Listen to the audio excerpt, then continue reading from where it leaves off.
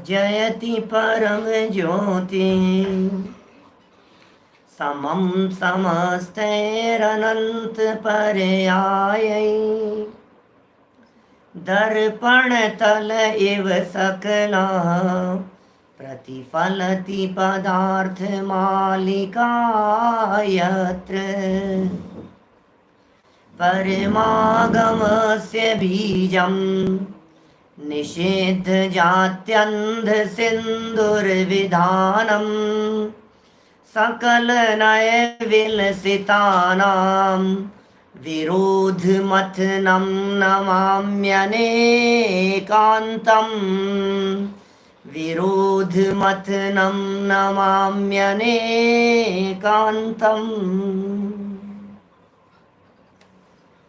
पुरुषार्थ सिद्धि उपाय नामक यह ग्रंथ है आचार्य अमृतचंद्र स्वामी की अनुपम कृति। हिंसा और अहिंसा का विवेचन करने वाला यह ग्रंथ, और इस ग्रंथ में आज से यहाँ हम चर्चा कर रहे हैं कुछ कुयुक्तियों के बारे में। बहुत ही सुंदर और मार्मिक प्रकरण कल भी यहाँ चला है, जिसमें बतलाया था कि अहिंसा तो रसायन है, अहिंसा तो अमृत है, अहिंसा तो परम अमृत है। जो जीव इस परम अमृत का पान करेगा वह जीव अल्प काल में मुक्ति की प्राप्ति करेगा। इसलिए हमें बिल्कुल भी भ्रमित होने की ज़रूरत नहीं है। पापियों को देखकर, अपराधियों को देखकर, हिंसक जीवों को देखकर, हत्यारों को देखकर, जगत में हिंसा करने वाले, हत्या करने वाले, अपराधी और पाप की प्रवृत्ति वाले जीव बहुत ऐसे होते हैं जो आनंदमय जिनका जीवन दिखाई देता है। दुनिया है, सब तरह के जीव हैं, लेकिन इसका यदि कोई समाधान करता है तो वो समाधान करेगा कर्म सिद्धांत। कर्म सिद्धांत को देखने से, कर्म सिद्धांत को जानने से ही इस वस्तु स्थिति का पता लगता है कि इस जीव ने पूर्व में कोई पुण्य किए हुए थे, वर्तमान में उनका फल भोग रहा है। इस जीव ने पूर्व में कोई पाप किए थे, उनका फल वर्तमान में भोग रहा है। प्रत्येक व्यक्ति को अपने अपने कर्मों के उदयजन्य ही परिस्थितियां बनती हैं। प्रत्येक व्यक्ति को अपने अपने उदय प्रमाण ही फल मिलता है। उदय के प्रमाण में ही व्यक्ति भोगता है। इसलिए वर्तमान परिस्थिति कैसी भी हो, लेकिन वर्तमान डिपेंड करता है आपके पास्ट के ऊपर। जैसा पास्ट था वैसा प्रेजेंट है, प्रेजेंट जैसा है इसका रिफ्लेक्शन होगा फ्यूचर। जैसे कहते हैं ना, वर्तमान को देख करके भविष्य दिखने लगता है। जिसका जैसा वर्तमान होता है उसे वर्तमान देख करके कहते हैं कि तुम्हारा भविष्य दिखाई दे रहा है। हिंदी में ऐसी कहावत चलती है, हिंदी प्रांतों में, पूत के पग पालने में दिख जाते हैं। पालने में दिख जाते हैं भाई साहब, नरेश जी भाई साहब लोहाड़िया, देख पालने में पता लग जाता है कि ये कौन सी दिशा में जाएगा, इसके लक्षण किस प्रकार के हैं। आचार्य कल्प पंडित टोडरमल जी साहब हम जैसे पात्र जीवों को देख करके कहते हैं आपकी भली होनहार है, आप बहुत भाग्यशाली हैं। हम लोगों को देख करके वे सर्टिफिकेट दे रहे हैं हमारे को भाग्यशालीपन का, आप भाग्यशाली हैं। ये सर्टिफिकेट टोडरमल जी ने हमारे को दिया, ये वीतरागी संतों ने हमारे को दिया।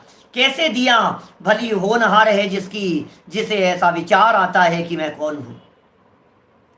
भली होनहार हैं जिनकी, उन्हें ऐसा परिणाम आता है, ऐसा भाव आता है कि मैं कौन हूँ, मेरा क्या स्वरूप है, ये चरित्र कैसे बन रहा है।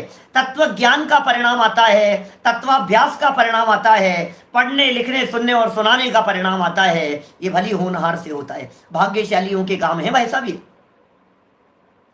ये बातें अभागों को सुनने को नहीं मिलती हैं, भाग्यशालियों को सुनने को मिलती है। तो कह रहे हैं आपके वर्तमान को देख करके आपका फ्यूचर सिद्धशिला दिखाई दे रहा है। इसलिए वर्तमान में आते हुए पाप कर्म के उदय से भ्रमित नहीं होवें, और पापियों को मजे में देख करके आप आकुलित व्याकुलित नहीं होंगे कि शायद पाप अच्छा होगा। गलती नहीं करना बिल्कुल भी। ये सब उपदेश कर्म सिद्धांत की दृष्टि से कल दिया जा चुका था, और आज से एक नया छोटा सा प्रकरण 12 सूत्र चलेंगे 2 4 5 7 दिन में, धीरे धीरे बढ़ेंगे अपन लोग। यहाँ क्या सूत्र बतला रहे हैं? पहला सूत्र, धर्म करने वालों के संदर्भ में, हिंसा करता है, पाप रूप प्रवर्तन करता है, हिंसा और पाप रूप प्रवर्तन करके कहता है इतनी हिंसा तो चलती है धर्म में। क्या कहता है? धर्म में इतनी हिंसा तो चल जाएगी भाई साहब। धर्म के नाम पर की गई हिंसा में क्या हो गया? अरे भाई साहब क्या बताएं आपको, हम क्या कहें। आग लगे संसार में पानी से बुझ जाए, पर जब पानी ही जले उसका कौन उपाय। समझ में आया क्या? सारे संसार में यदि आग लग रही हो तो पानी डालने से बुझ जाती है, लेकिन यदि पानी ही जलने लग जाए तो फिर उसका क्या उपाय हो सकता है? सारे जगत में हिंसा का तांडव मचा हुआ हो, धर्म क्षेत्र में आकर के वो हिंसा विनश जाती है। लेकिन क्या कहें उन कुबुद्धि और खोटी बुद्धि जीवों के संबंध में जो धर्म क्षेत्र में भी आकर के हिंसा करते हैं और ये कहते हैं धर्म के लिए की गई हिंसा पाप नहीं होता, धर्म मार्ग में की गई हिंसा में पाप नहीं होता, ऐसा विचार करता है, ऐसा विकल्प कर रहा है ये अज्ञानी जीव। ये कुयुक्ति है हिंसा में धर्म बतलाने वाली। पेज नंबर 109 है, चंद नंबर 79 है। उत्थानिका पढ़ते हैं इसकी। उत्थानिका समझ गए आप? श्लोक के ऊपर की लाइनों को कहते हैं उत्थानिका। प्रारंभ करने के पहले मिथ्या दृष्टि युक्ति से हिंसा में धर्म ठहराता है। मिथ्या दृष्टि जीव युक्ति बना रहा है, अनेक प्रकार के कुतर्क दे रहा है, खोटी खोटी बातें कह रहा है, मिथ्या बातें बना रहा है, झूठी सत्य बातें कह करके कह रहा है ये तो चले, इसमें तो क्या हो गया, ऐसा तो कर सकते हैं। अब कितने कितने प्रकार की जगत में ऐसी मान्यताएं चलती है, उन सब मान्यताओं को यहाँ बतला रहे हैं। उसको 12 सूत्रों में प्रकट करके श्रद्धालु श्रावक को सावधान करते हैं। पहली कुयुक्ति, हम सब श्रद्धालु हैं, हम सब श्रावक हैं, हमें सावधान किया जा रहा है, जागृत रहो। कमल जी भाई साहब बोहरा ध्यान, हमें सावधान कर रहे हैं। जगत में ये विद्वानों की ड्यूटी है, जगत में लोगों को सावधान करने की। ये समझदार और धार्मिक क्षेत्रों का प्रतिनिधित्व करने वालों की ड्यूटी बनती है। ये हमारा कर्तव्य है, ये हमारी जिम्मेदारी है। यदि हम समाज का नेतृत्व करते हैं तो हमारी जिम्मेदारी है लोगों को गलत मार्ग पर भटकने से बचाएं। कौन बचाएगा? हम नहीं बताएंगे तो कौन बतलाएगा? देखिए 79 नंबर श्लोक, सूक्ष्मो भगवद धर्मो धर्मार्थम हिंसनेन दोषोस्ति इति धर्म मुग्ध हृदयेन जातु भूत्वा शरीरिणो हिंसा। भगवत धर्म है, भगवान का कहा हुआ धर्म भगवत धर्म है। हमारे भगवान का कहा हुआ, जिनेंद्र भगवान का कहा हुआ जो धर्म है सूक्ष्म है, बहुत बारीक है। जैन परंपरा में जैन धर्म, जैन सिद्धांत ये बहुत सूक्ष्म है, ये बहुत बारीक है। इसलिए धर्मार्थ हिंसने, धर्म के निमित्त से हिंसा करने में दोष है नास्ति, नहीं है। अब कोई धर्म वर्म के नाम पर हो रही हो ना, मंदिर वगैरह बनवाने की चर्चा आगे करने वाले हैं। ये इसी जगह पर करेंगे। अभी भावार्थ में मंदिर बनवाने वालों को भी सामने लेकर के आएंगे। कह रहे हैं धर्म के निमित्त हिंसा करने में दोष नहीं है। इति धर्म मुग्ध हृदय, ऐसा धर्म मूढ़, धर्म में पागल हो गया है, धर्म में अज्ञानी है, सच्चा धर्म कर्म समझता नहीं है, धर्म को पहचानता नहीं है, धर्म को जानता नहीं है, धर्म को मानता नहीं है। धर्म मुग्धई, मुग्ध हृदय, धर्म मूढ़ अर्थात भ्रम रूप हृदय वाला। भूत्वा जातु, होकर कभी भी शरीरिण नए हिंस्या, शरीरधारी जीवों को नहीं मारना चाहिए। बूढ़ होकर के हत्या मत करो भाई साहब,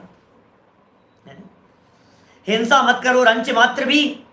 इस धोखे में और इस गलतफहमी में मत रहो कि इससे कुछ कल्याण हो जाएगा, इससे कुछ हित हो जाएगा, इससे कुछ भला हो जाएगा। भले ही धर्म के लिए की गई हो, हिंसा तो हिंसा है,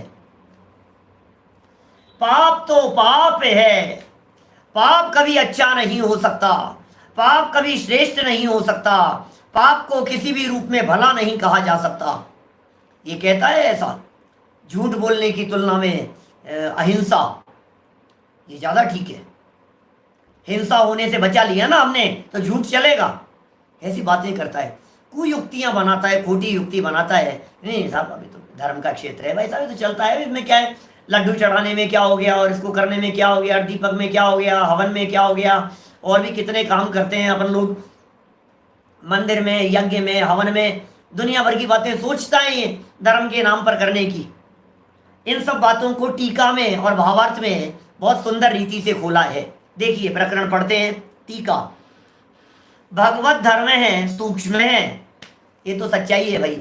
जिनेंद्र भगवान का कहा गया हमारा जो वीतरागी धर्म है ये अत्यंत सूक्ष्म है।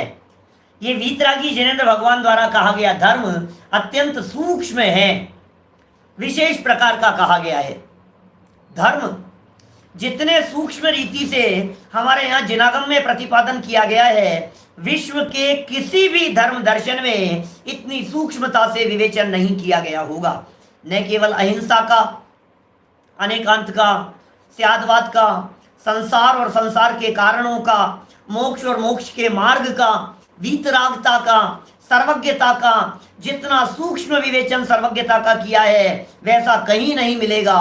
सर्वज्ञ तो सब कहते हैं अपने अपने भगवान को, सब धर्म वाले कहते हैं, सब कहते हैं हमारे भगवान सब जानते हैं, राम भगवान सब जानते हैं, महादेव जी, कृष्ण, हरि हरादि ब्रह्मादि सब लोकालोक को जानते हैं। तो सर्वज्ञ तो सब कह रहे हैं, लेकिन उनकी सर्वज्ञता और हमारे यहाँ जिनागम में कही गई सर्वज्ञता जमीन आसमान का अंतर है। सर्वज्ञता में बहुत सूक्ष्म विवेचन है, लोक के संदर्भ में बहुत सूक्ष्म विवेचन है। जम्बू द्वीप के बारे में, स्वर्ग नरक के बारे में, ज्योग्राफी के संदर्भ में चरणानुयोग देखो तो इतना सूक्ष्म चरणानुयोग है हमारा कि अड़ता भिड़ता नहीं है दूसरा कोई भी व्यक्ति, इतना सूक्ष्म चरणानुयोग। खान पान और बाह्य आचरण की जितनी सूक्ष्मता जनागम में मिलती है उतनी दुनिया में कहीं नहीं है। करणानुयोग अत्यंत सूक्ष्म, चरणानुयोग अत्यंत सूक्ष्म, द्रव्यानुयोग की सूक्ष्मता की तो बात ही कुछ गजब की है। आत्मा के असंख्यात प्रदेश, अनंत गुण, अनंत शक्तियां, एक एक पर्याय की स्वाधीनता, एक एक पर्याय स्वतंत्र है, स्वाधीन है। कोई पर्याय किसी के फेरबदल करने में समर्थ नहीं है। एक पर्याय का दूसरी पर्याय के साथ में प्राग भाव और प्रध्वंसा भाव कहना, चार अभावों की चर्चा, लक्षण लक्षणाभास की चर्चा, निमित्त उपादान की चर्चा, न्याय प्रमाण की चर्चा, ये सब गजब का द्रव्यानुयोग है सूक्ष्म रीति से देखें तो। जिनागम के कथन कितने सूक्ष्म है, अहिंसा के कथन भी अत्यंत सूक्ष्म है हमारे यहाँ जिनागम में। ये कह रहे हैं यहाँ ज्ञान सहित धर्म सूक्ष्म है, अतः धर्मार्थ हिंसने दोषः न अस्ति। धर्म के निमित्त से हिंसा करने में दोष नहीं है। ये शिष्य की बात है, ये कुयुक्ति है, उसका करेंगे निराकरण।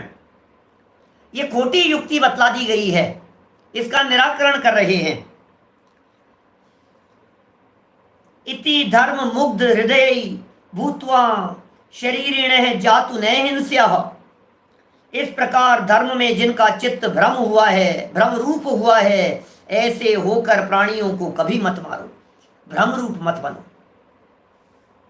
चरणानुयोग आचरण को बतलाता है क्या, प्रथमानुयोग प्रसंगों को बतलाता है। समझ में आ रही है बात? एक जो भी है क्वेश्चन आप वहां पूछे, मेरे को यहाँ इतना जल्दी पढ़ नहीं पाता हूं मैं, प्रश्न फटाफट निकल जाते हैं आगे, जितना दिख जाता है उतना बोल देता हूं बीच में, लेकिन फिर भी आप ग्रुप पर डाला करें। देखिए वहाँ भी रोजाना समय से जवाब देना बनता नहीं है, यथा समय जब समय मिले, अवसर मिले तो हमारे विद्वान या कोई भी वो जवाब देते हैं। माने आपने प्रश्न किया और तुरंत जवाब मिल जावे, माने इतना भी नहीं है। देखिए बात ख्याल में आ गई? चित्त भ्रम रूप हुआ, ऐसे होकर प्राणियों को कभी भी मत मारो। क्या भावार्थ कहते हैं, कोई अज्ञानी कहता है कि दूसरी जगह तो हिंसा करना पाप है। दूसरी जगह पर यदि कोई हिंसा की है, एक व्यक्ति ने व्यापार में हिंसा की, एक व्यक्ति ने धन कमाने के लिए किसी की हत्या कर दी, और एक व्यक्ति ने मंदिर में कोई चोर डाकू लुटेरा आ रहा था उसकी हत्या कर दी, तो ये मंदिर में तो धर्म के लिए की है हमने तो भाई साहब हिंसा, ये तो ठीक है, इसमें क्या दिक्कत है? प्रश्न है इसका। देखो क्या कह रहे हैं, यज्ञादि में धर्म के निमित्त से तो हिंसा करने में कोई दोष नहीं है। इस श्रद्धान के साथ हिंसा में प्रवर्तन करना योग्य नहीं है। शिष्य का प्रश्न समझ में आया क्या? क्या प्रश्न है शिष्य का? उसकी कुयुक्ति समझ में आई? क्या खोटी युक्ति क्या थी शिष्य की? शिष्य की मिथ्या युक्ति किस प्रकार की थी? शिष्य की खोटी युक्ति ऐसी थी जिसमें यह कहा गया कि भाई धर्म कर रहे हैं, यज्ञ कर रहे हैं, हवन कर रहे हैं। आपको मालूम है जैन परंपरा में हवन के संदर्भ में हमारे एक वयोवृद्ध पुराने विद्वान, मेरे ख्याल से 25-30 साल पहले तो उनका स्वर्गवास भी हो गया होगा, कटारिया जी, मिलाप चंद जी, रतनलाल जी कटारिया, आपने नाम सुना है उनका? केकड़ी के निवासी थे, बहुत बड़े विद्वान, जबरदस्त विद्वान, और ऐसे न्याय सिद्धांत तर्क के ज्ञाता, और उनके लेख छपा करते थे, प्रकाशित होते थे, विद्वत्ता पूर्ण होते थे आगम आधार से। उनके सारे जितने लेख लिखे हैं उन सभी लेखों को संकलित करके उसे जैन निबंध रत्नावली के नाम से प्रकाशित किया गया। 2 भाग हैं ऐसे, कोई 70 मतलब 150-200 लेख होंगे कम से कम। नाम सुना है? जैन निबंध रत्नावली, पीडीएफ मिल जाएगी कहीं भी सर्च करेंगे तो। एक आत्मार्थी स्वाध्यायी लोगों को, गहन अभ्यासी लोगों को वो अवश्य पढ़ने योग्य है। जैन निबंध रत्नावली विशेषकर हमारे विद्वानों को जरूर पढ़ने योग्य है। उसमें एक जैन परंपरा में हवन, ऐसा एक निबंध लिखा उन्होंने।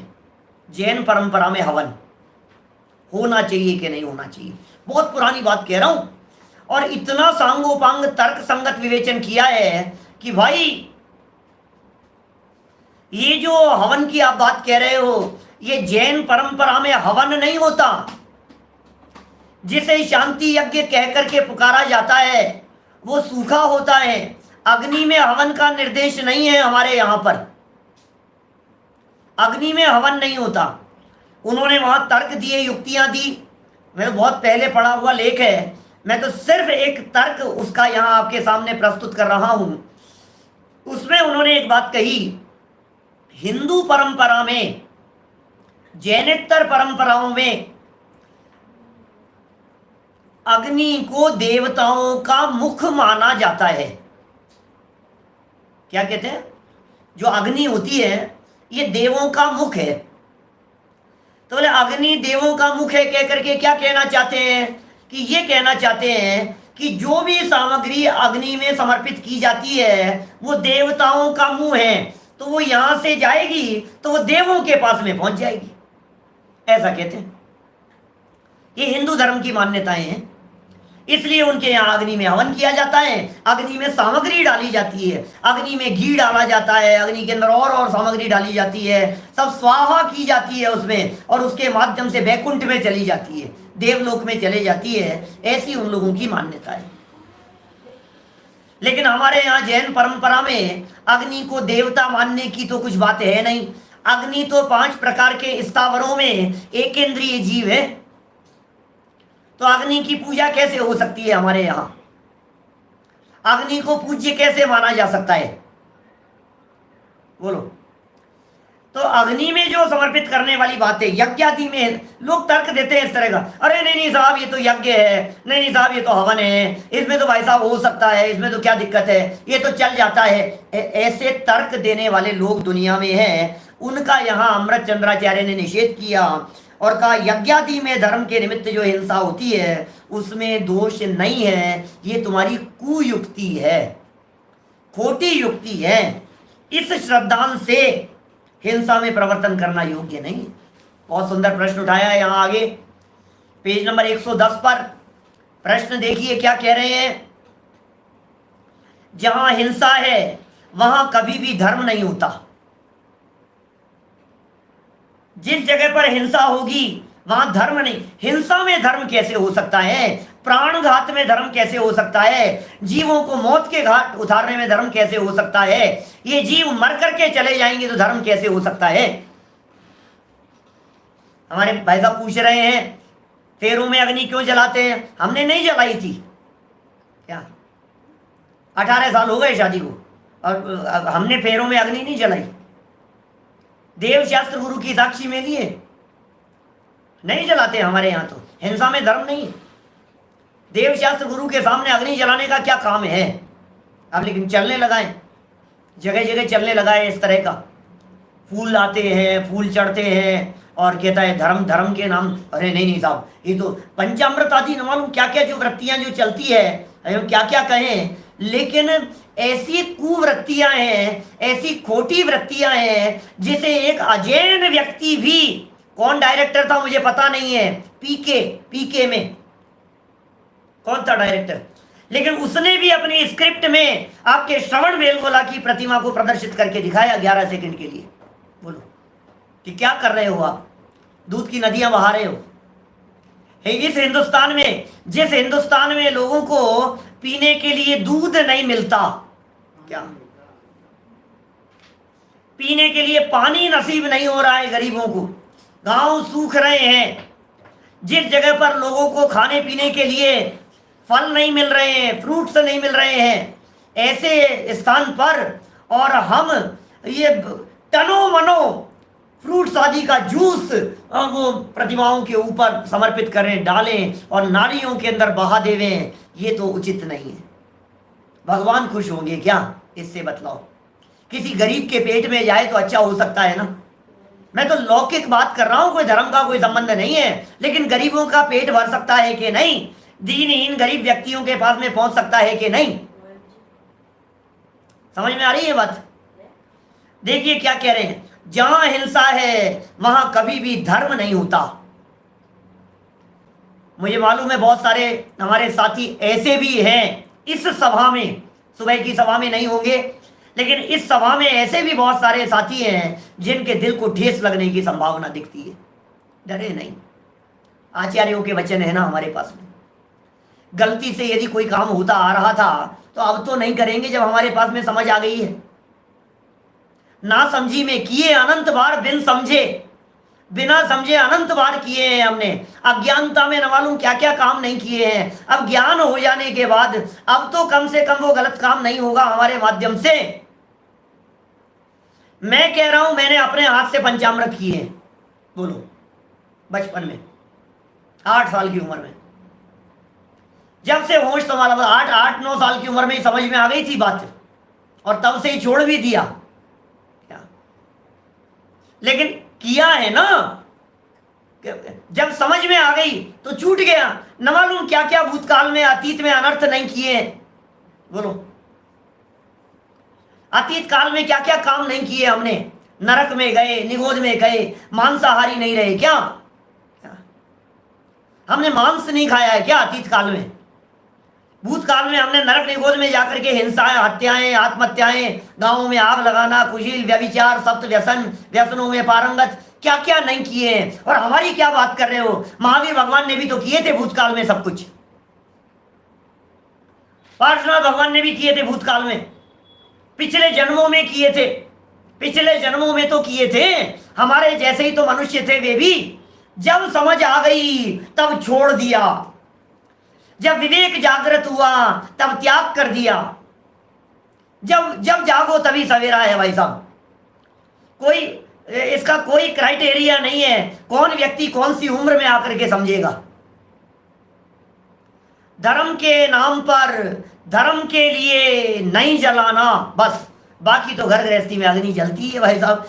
रोटी बनती है ना रोजाना, किचन में गैस जलती है कि नहीं जलती है, चूल्हा जलता है कि नहीं जलता है, पानी ढुलता है कि नहीं ढुलता है, सब कुछ होते हैं, लेकिन धर्म के नाम पर नहीं होना बस।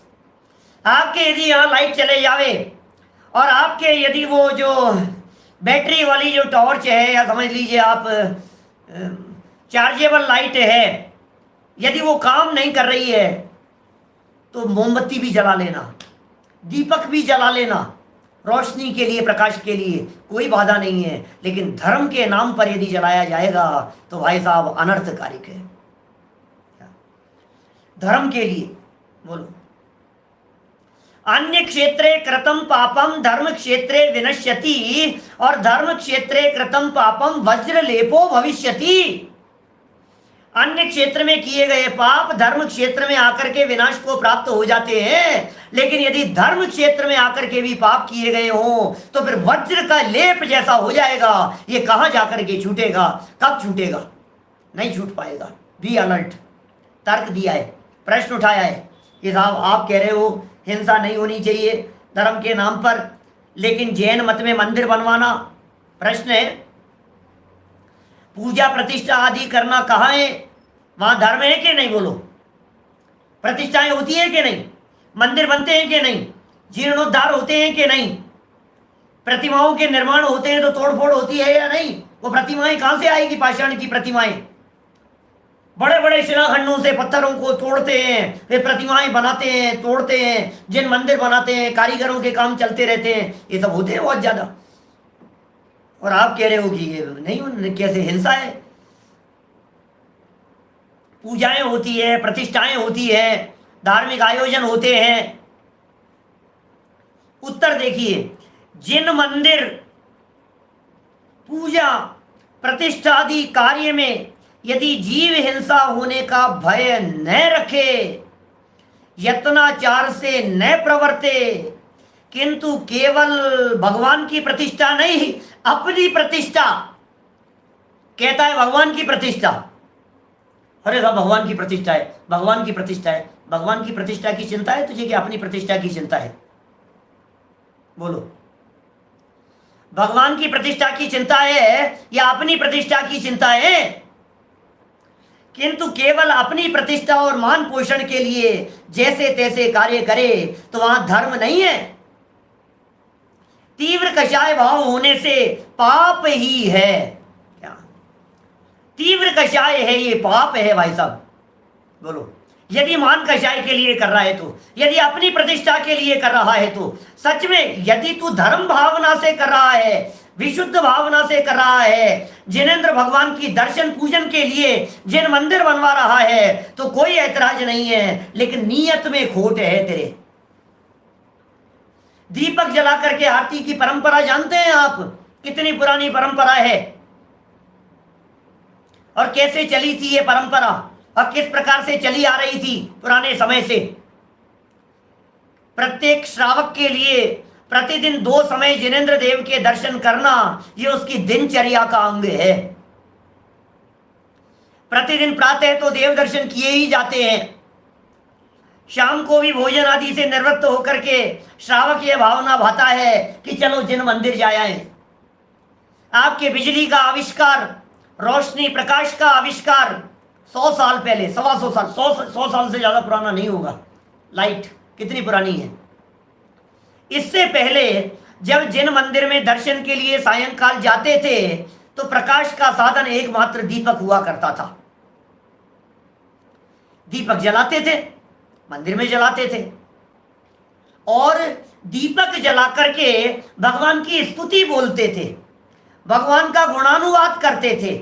आरती माने होता है गुणानुवाद, आरती माने होता है भगवान का गुणगान करना। तो शाम को दीपक जला करके हाथ में दीपक लेकर जिनेंद्र देव की प्रतिमा को, अब चूंकि दीपक तो छोटा सा है और प्रतिमा बड़ी है, सामने विशाल है, भगवान की स्तुति और गुणगान कर रहे हैं। दीपक को लिया हाथ में और हाथ में लेकर के क्या किया, नजदीक प्रतिमा के जाकर के और दीपक को इस तरह से नीचे से ऊपर तक घुमाया जिनेंद्र देव की प्रतिमा को देखने के लिए। आप समझ रहे हैं, इसका नाम आरती। ये दीपक जलता था, किस लिए जलता था ये दीपक?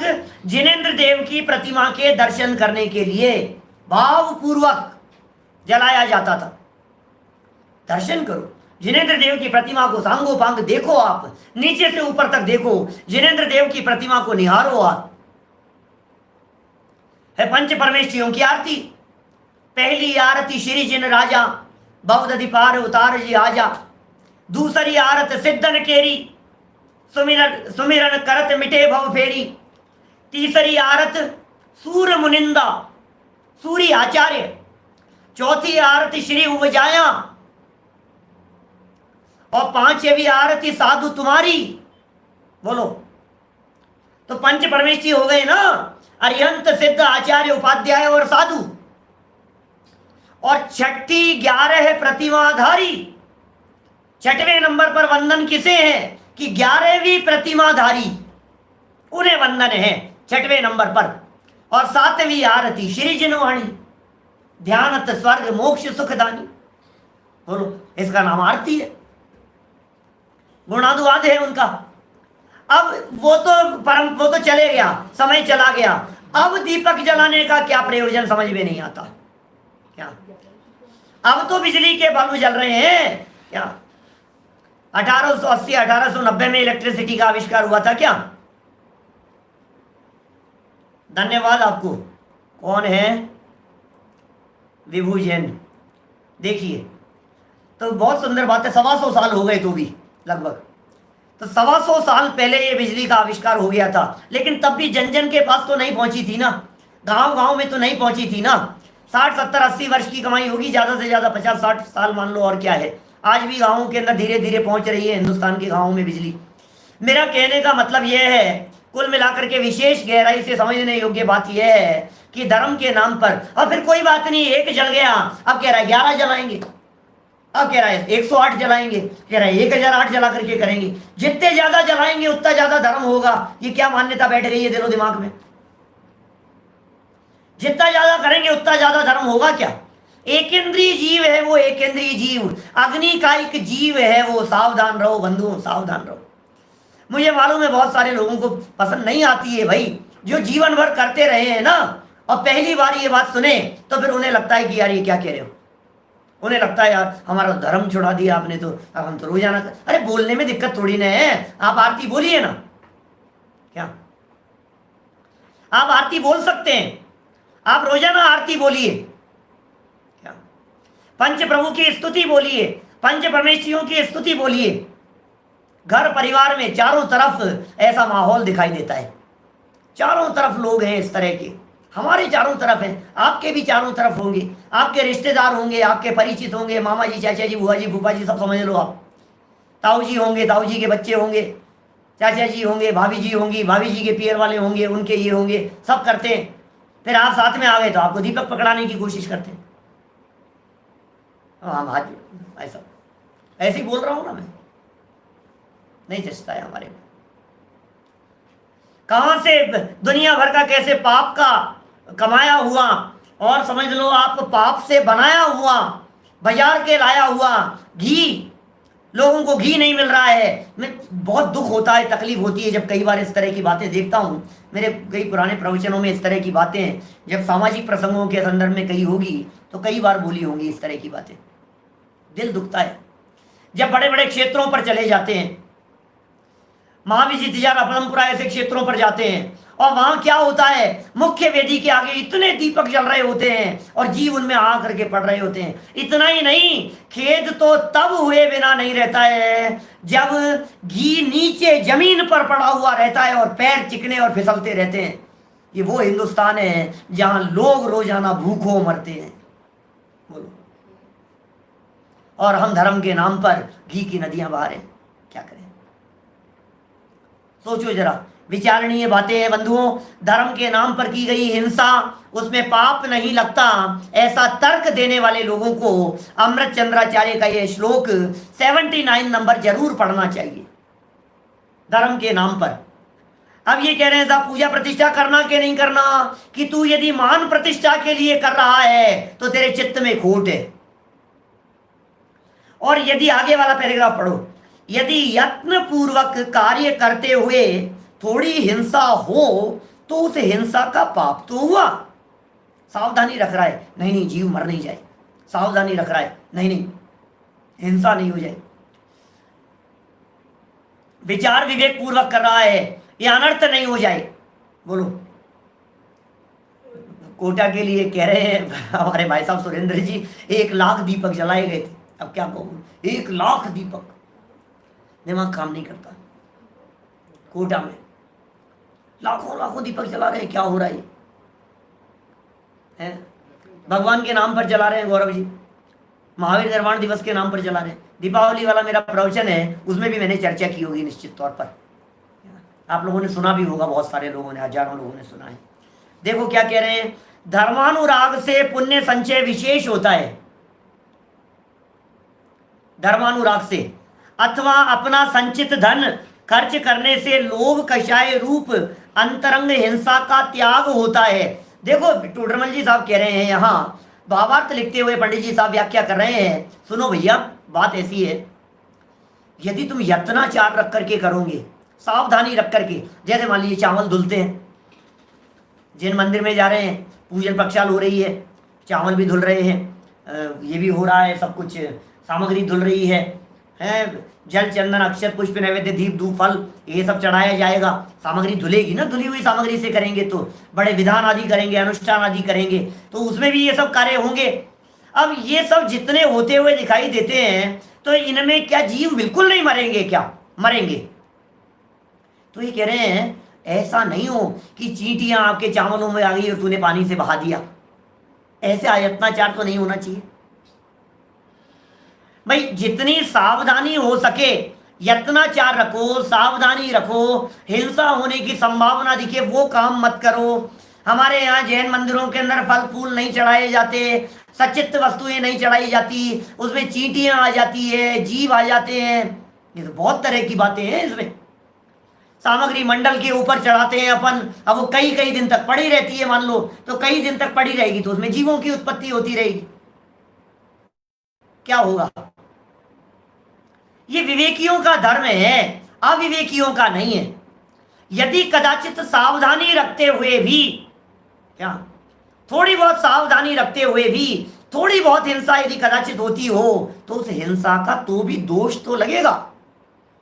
आचार्य देव क्या कह रहे हैं, दोष तो लगेगा, लेकिन चूंकि तेरे परिणाम विशुद्ध थे, इसलिए उत्तम जाति का उत्कृष्ट पुण्य बंधन करेगा। हिंसा में पाप तो लगे, ऐसा नहीं है कि धर्म के नाम पर की गई हिंसा है तो तुझे पाप ही नहीं लगेगा, पाप तो निरंतर लगेगा, हिंसा हो रही है तो, लेकिन परिणाम विशुद्ध है तो उसमें विशेष जाति का पुण्य बंधन होता है। देखिए, हिंसा का मूल कारण तो कषाय है, इसलिए तीव्र कषाय रूप होकर उनकी हिंसा न करने से पाप भी थोड़ा हुआ। तीव्र कषाय नहीं हुआ, कषाय मंद थी, मंदिर बनवाया है हमने, अनुष्ठान करवाया है, बहुत भावना पूर्वक मंदिर बनवाएंगे हम, होता है, बनवाते, बनवाना चाहिए। अरे हमारे यहाँ तो ऐसा कहा है, जो जिन मंदिर में एक जो बराबर प्रतिमा को भी विराजमान करता है वो सातिशय पुण्य का संचय करता है।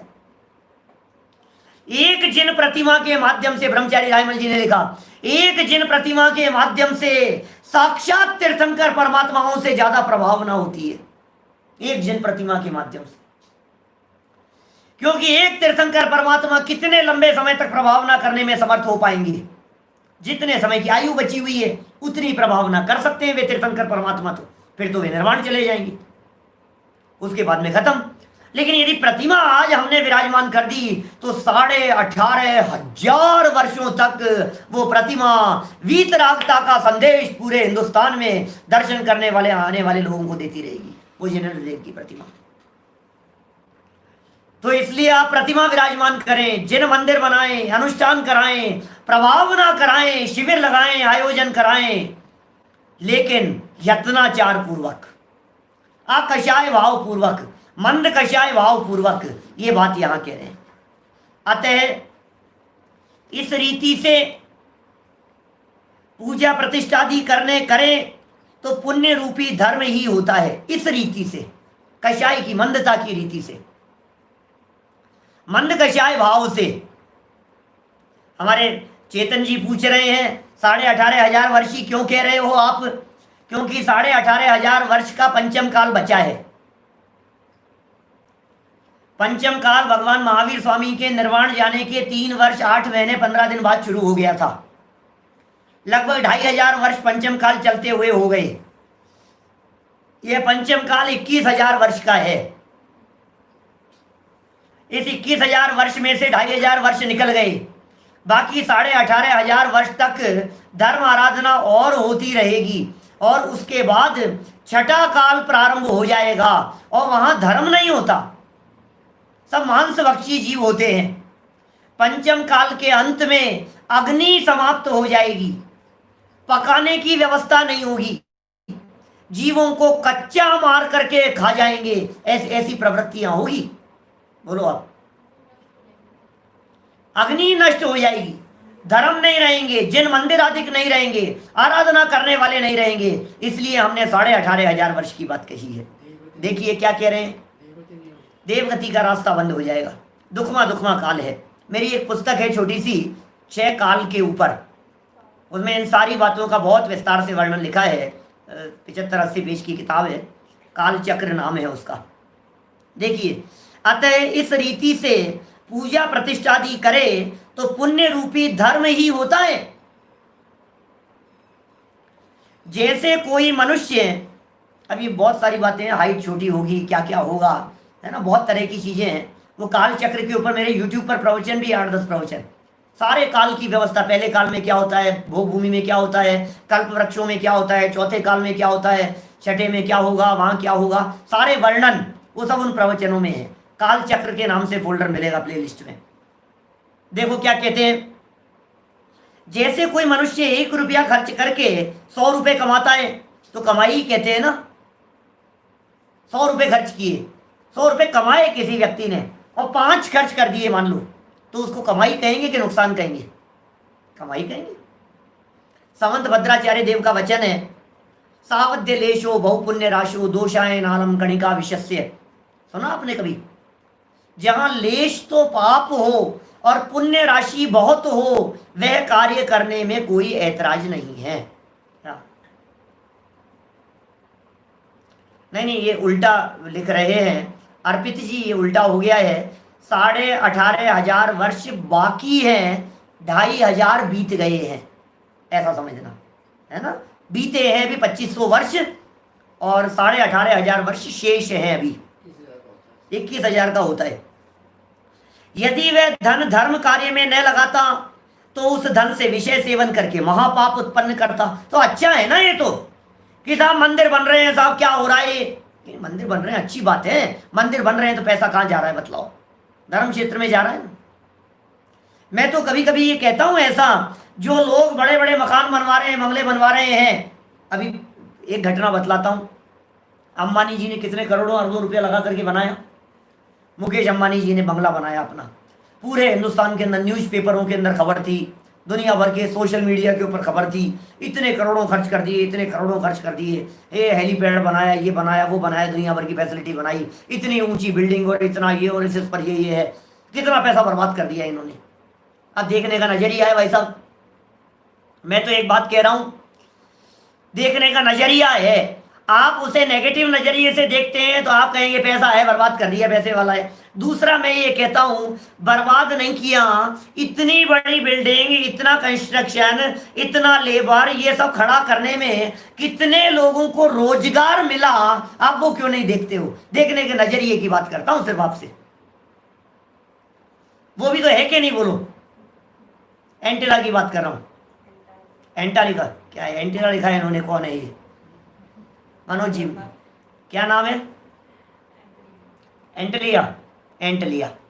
देखो क्या कह रहे हैं, देखिए सुंदर हो गई ना ये सारी बात, नफा नुकसान की बात कह दी। जो कोई व्यक्ति धर्म में पैसा नहीं लगाता तो विषय सेवन में लगाता। इस दृष्टि से धर्म कार्य में अल्प सावध्य होने पर भी नफा ही हुआ। और देखिए, जिस प्रकार मुनि एक ही नगर में रागादि उत्पन्न होने के भय से वहां न ठहर कर विहार करते हैं, मुनिराज क्या करते हैं? विहार करते हैं, एक ही नगर में नहीं रहते हैं। विहार करते हुए थोड़ी बहुत हिंसा भी होती है, परंतु नफा नुकसान का विचार करने पर एक ही नगर में रहना योग्य नहीं है। बोलो, विहार करने में हिंसा तो होती है, अरे साहब आप क्यों 5-5 7-7 दिन के अंदर विहार कर जाते हो, कितना कठिन काम है, विहार करोगे चलोगे तो हिंसा नहीं होगी क्या? लेकिन वो विचार करते हैं एक जगह पर ज्यादा लंबे समय के लिए रुकेंगे तो राग भाव विशेष हो जाएगा, तो राग से होने वाली हिंसा है ना, उसका क्या होगा? राग वाली हिंसा ज्यादा खतरनाक है, उसकी तुलना में विहार करना ज्यादा उपयुक्त नजर आता है। नफा नुकसान का विचार करना चाहिए। अंतिम पंक्तियां, एक सामान्य कथन से विशेष कथन का निषेध नहीं करना चाहिए। ऐसा भी कार्य तो आरंभी, अविरति और तुच्छ व्रति करते हैं।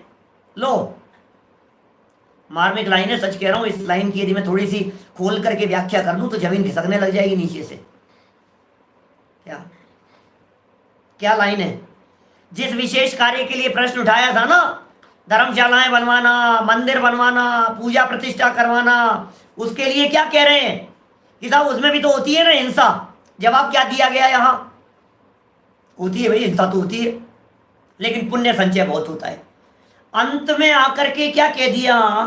ऐसे भी कार्य आरंभी लोग करते हैं, अविरति लोग करते हैं, तुच्छ व्रति लोग करते हैं।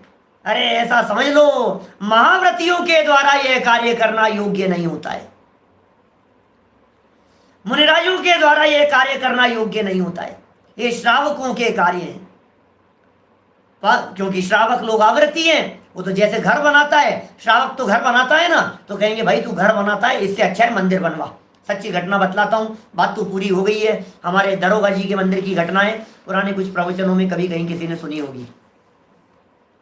जौहरी बाजार में एक मंदिर है, दरोगा जी का मंदिर कहलाता है वो। दरोगा जी ने अपनी एक हवेली बनाई, और हवेली बना करके राजा महाराजा के यहाँ, जयपुर के महाराजा के यहाँ दरोगा थे वो, और महाराजा को आमंत्रित किया कि महाराज हवेली बनाई है, आपको पधारना है, उद्घाटन है और आपको आना है। तो महाराज ने पलट करके कह दिया, अरे दरोगा, हवेली बनाई है, मंदिर बनाता तो दर्शन करने के लिए आता, हवेली बनाने में क्या दम है? रहने के लिए झोपड़ी तो पक्षी भी बना लेते, घोंसला बना लेते, में क्या दम है? ओहो, ये बात दरोगा जी को इतनी गजब कैसी लगी अंदर से कि उन्होंने वो जो प्रोग्राम था उसको छोड़कर उन्होंने जिन मंदिर बनाया, और घर और हवेली से बड़ा विशाल मंदिर बनाया, फिर राजा साहब को बुलाया और धूमधाम से प्रतिष्ठा कराई। ऐसे ऐसे लोग हुए हमारे यहाँ इतिहास में, बोलो। तो ये श्रावकों का कार्य है। जहाँ घर गृहस्थी में हिंसा होती है, उसकी तुलना में जिन मंदिर में की गई हिंसा सावधानी पूर्वक, लेकिन यत्नाचार इंपॉर्टेंट बात है। यदि यत्नाचार नहीं होगा तो महाहिंसा तो है ही, और सबसे बड़ा यत्नाचार स्वरूप के प्रति सावधानी। बस बाहर में जो जितनी भी सावधानी रखो, लेकिन बाहर की सावधानी में स्वरूप से असावधान हो जाता है। जिन मंदिर बनाने की सावधानी में अपने स्वरूप के प्रति असावधानी हो जाती है, मंदिर निर्माण में अपने स्वरूप के प्रति असावधान हो जाता है, तो सच्चा श्रावक, सच्चा आत्मार्थी, सच्चा मोक्ष मार्गी जीव इन बाहरी प्रवृत्तियों और क्रियाओं से भी बचकर अपनी आत्मा की वीराधना और वो जो पाप है, वो जो अयत्नाचार है, जो असावधानी है, उससे बचने का प्रयास करता है। और आत्म सावधानी पूर्वक हम सभी अपने अंतरोन्मुखी पुरुषार्थ को बढ़ाते हुए जगत में व्याप्त कुरीतियों से बचने का प्रयास करें। जगत में कोई करता हो उसे डांटकर समझाने का प्रयास नहीं करें, प्यार से समझाएंगे हर व्यक्ति समझ पाएगा, और डांट करके और लड़ने की भावना से समझाएंगे तो कोई नहीं समझ पाएगा। हमारे में यदि विकृति हो तो स्वयं की विकृतियों को निकालना, अंतरंग सर्व विकृतियों को दूर कर हम सभी अल्प काल में सिद्धत्व की प्राप्ति करें। इसी मंगल भावना से यही बात को विराम देता हूँ। आज एक युक्ति की चर्चा की है, ऐसी अनेक युक्तियों की चर्चा, हिंसा में धर्म मानने वाली कुयुक्तियों की चर्चा तर्क दे दे करके अमृत चंद्राचार्य ने निराकरण किया है। हम यथा समय आगे बढ़ेंगे। जय श्री जावाणी के ज्ञान ते सूझे लोकालोक, सुवाणी मस्तक रहूं सदा देत हूँ ढोक, सदा देत हूँ ढोक। 9 बाण ओंकार मंत्र।